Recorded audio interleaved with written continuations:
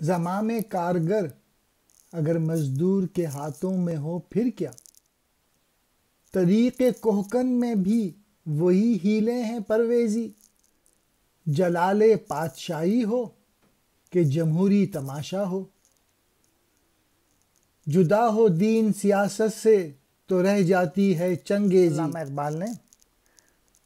Power کی طرف اشارہ کیا ہے کہ اس کی نفسیات کیا ہے، اور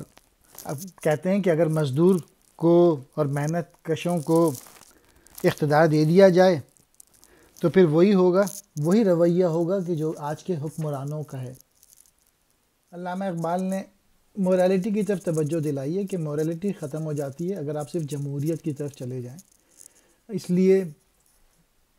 وہ چاہتے ہیں کہ فیتھ جو ہے، ریلیجن جو ہے وہ سیاست میں موجود رہے، کیونکہ فیتھ جو ہے وہ رائٹ اور رانگ کی تمیز کراتا ہے،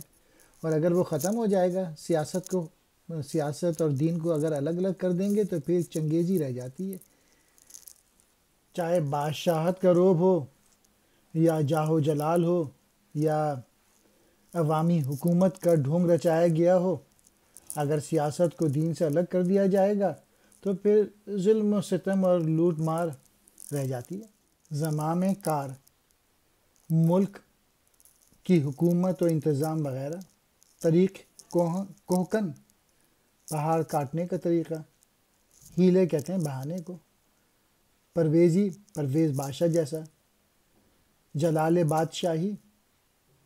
بادشاہت کا روب، جمہوری تماشا، عوامی حکومت کا ڈھونگ، چنگیزی، ظلم و ستم اور لوٹ مار۔